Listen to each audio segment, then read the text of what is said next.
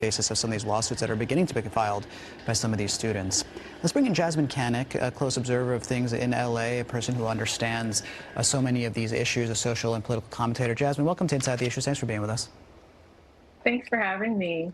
Well, I just want to get a sense from you what we're seeing there at UCLA. I mean, there's a lot to talk about, especially what we saw between 10:30 p.m. and 3 a.m. But for right now, let's just talk about what you're seeing there on the campus.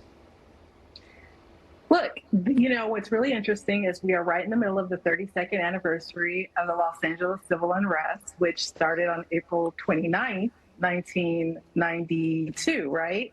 And it lasted for 6 days. And it just seems around the world, right, when spring comes, we have these uprisings. Look, I don't have all the answers. I feel like there are some positions I would not want to be in right now because you are damned if you do and damned if you don't. If the police don't rush in right away, there's criticism. If they do rush in right away, there's criticism. At the end of the day, you have a bunch of students and folks who support the students and also support each side that's protesting, that are speaking up and speaking out. And I've seen this before. A lot of us have seen this, particularly in recent years here in Los Angeles, with different types of protests, including Black Lives Matter. I think there are a lot of folks who are looking at this, and I know that was one of the criticisms that I had, was that when I was covering Black Lives Matter protests and going out to those, the police presence was always swift and quick. There was never any, let's sit around and think about this. And I hear a lot of that sentiment in the community, like, oh, they're getting treated differently. You know, this country was built on protest, and we should never, ever forget that many of us have benefited from a lot of the protests that have taken place in this country, either as women, as African Americans, as Black people, as queer people. And I look at this protest as just another one of those protests. And I think also when we talk about this from the perspective of the students and people on the campus.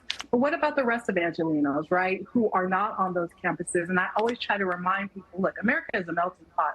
We have people here from all over the world who have connections to exactly what is happening in the Middle East right now. And so, yeah, understandably, there are tensions that have risen. People have family members, they have friends, they're seeing what's going on. This is an international issue right now, and we cannot walk around and act like it's not happening or it doesn't affect us. Well, there's so much there to unpack, Jasmine, and I suppose one way we can take this conversation is just with the power of protest, as you say. And this is a country that, if nothing else, the First Amendment allows right to assembly, right to register opinions, and to galvanize forces behind your ideas. That is very intrinsic to what it means to be American, and so much of the progress, as you say, that's been made in this country has been from people getting together and sharing their ideas with some volume, let's say. But it is always figuring out where that balance is, and there's the case law on this when it comes to public university territory, for instance, is unclear. It's one of the reasons why there isn't just one handbook. It does vary from moment to moment. As you say, some people looked at what happened with the protests over the course of the last day and said, oh, the police is treating them differently, not coming in soon enough. And then, of course, when you come in too late, it becomes a different problem.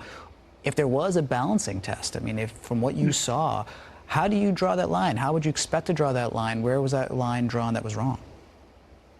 I think for me, the balancing test would be the violence. So I think, that would be, there are many, many protests that I have witnessed in this city that were completely peaceful until law enforcement showed up or other folks, the opposing side showed up. And I think that's where things get a little tricky. And I swear to you, I would not want to be the mayor or the police chief right now, or, over UCLA or any of these colleges, because it's very, very difficult. We also we should remember that young people, when you're on campus at college, that is the place where you express yourself, where you fight, where you, lift up your values and what's important to you. And that is why we're seeing all of these protests happen on campus. Let these protests start to take place throughout the city of Los Angeles, and it's going to be a different story. Right now, it's just college students, right? But let it be folks like me, just regular folks in the street who are concerned about what's going on and have a position on either side, we're going to really have a problem in this country. Limiting it to the college campuses right now is somewhat manageable, and I say somewhat because of what we're seeing. But it is clear that young people in America feel very, very strongly about this, and it's not going to go away. We cannot bury our heads in the sand as political parties, as leaders in our city, as just even residents in our city, and act like this will die down in a couple of days. It will not. And the outside agitators trope is not going to work either. That's something else that I keep hearing and seeing in the media that is absolutely driving me crazy, because it makes it seem as if college students cannot think for themselves, as if they need other folks to come in and rile them up and tell them what they should be fighting for. And that is absolutely not the case. As someone who has been at these protests before, not this particular one, but other protests, we always hear the outside agitator trope, especially from, law enforcement, but they never sort of point to who the actual agitators are. Well, Jasmine, on that point, and it is one of these conversations because, as you know, New York City Mayor Adams has been saying it was primarily outside agitators who occupied Hamilton Hall there in Columbia University. It was organized by outside agitators, those who were not affiliated with the university, and that is his statement. But you are seeing, for instance, I have this number here at UT Austin, where 45 of the 79 who were arrested are not students, not affiliated with the university. Tulane, other universities also saying, look, we have the numbers to back this up. Mayor Adams is saying this is actually an organized effort to radicalize our youth. I bring this to the conversation to say there may be some numbers that suggest that at least some of these folks are coming in from outside. What would you say to that? A couple of things. I heard this being said when things were getting heated at USC, and I remember being super offended because as someone who lives in the USC community, in the USC area, prior to the protest, we were all part of the USC community. Residents, people who work in the area, people who work out in the area, not just students. But now if you're not a student, you're from the outside and you're an outside agitator. So some of these universities need to get it together, because when they need us, they want the community to be a part of the university. But as of right now, if I went onto campus, even though I'm not a student there, I guess I would be considered an outside agitator.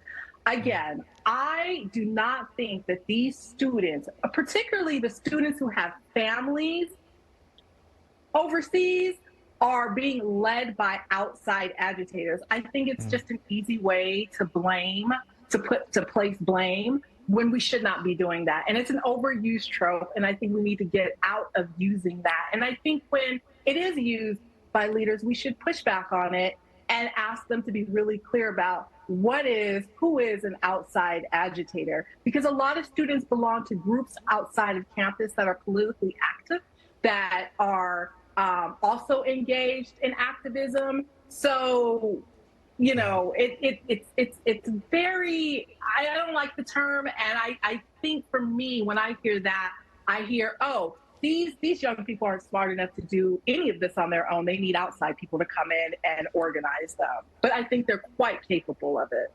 I think you make a great point in terms of identifying and trying to get a sense of the numbers. I mean, of course, in any kind of a loose and somewhat chaotic organization of people arriving for what might be a joint cause, you're going to get people from all different backgrounds. I will say that the NYPD is saying, look, we saw pamphlets distributed that said globalize the intifada. I mean, you've already expressed your skepticism as to what police reports are, but I say that just to enter it into the record of this conversation, because this will be one of the talking points moving forward. I mean, how many of these people are students? How many of these people are not just coming from the outside, but coming from an organized sense of the outside to stoke and foment an unrest that doesn't otherwise exist? These are the conversations. Jasmine Koenig, thank you so much for coming on the show tonight to give us a sense of your perspective. I really appreciate it. I really do. Thanks for having me. As always, that's Jasmine Koenig, who looks at these things from an LA perspective in a very unique way. Let's move now to Chase Beach, who's there. Chase, just give us a sense again, eyes and ears. The notice to disperse is